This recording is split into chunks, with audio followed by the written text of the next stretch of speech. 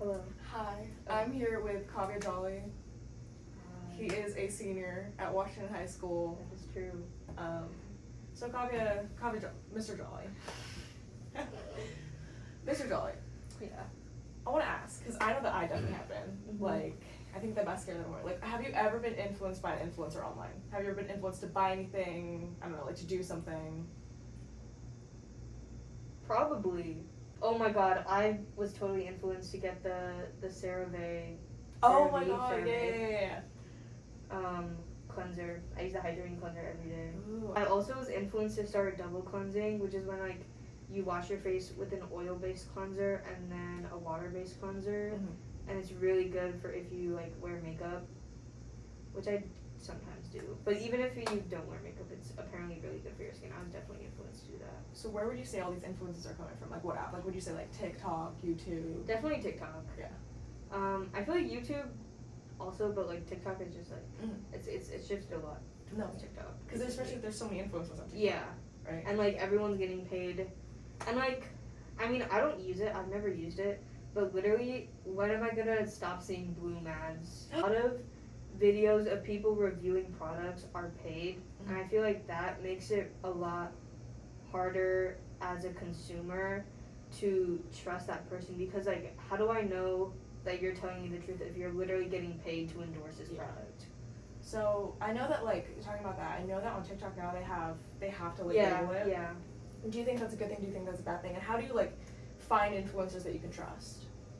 I mean, I think it's definitely a better, like, I think more accountability with this is always going to be like a good thing, so I feel like that's really smart. But also, like, I don't know, even when it was just like, oh, if you put like hashtag ad in the caption, like, are most consumers actually going to read the caption though? Yeah. Like.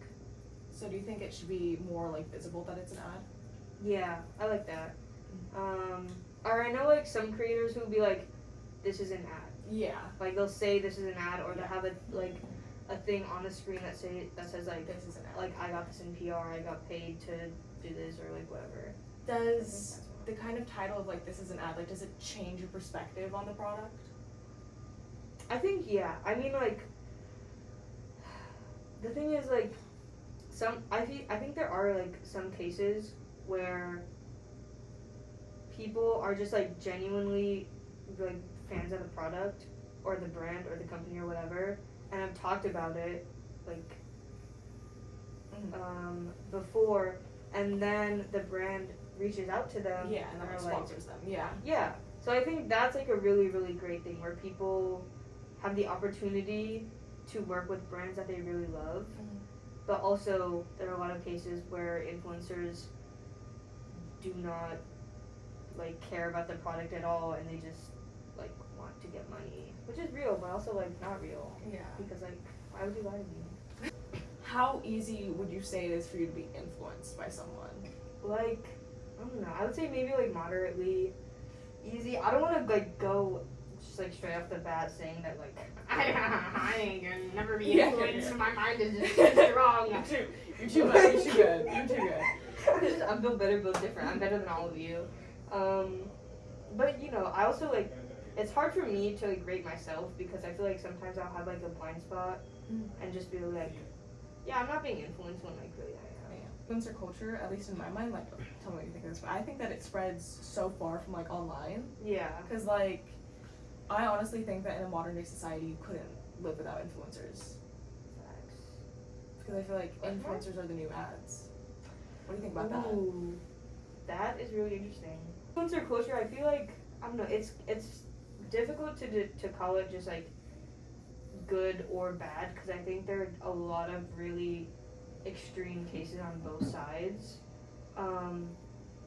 Another thing that I think is important is also that, like, negative reviews often are more likely to go viral. So it seems like there's a lot more like negative stuff than I think there really is. Do you think all influencers are lying? No.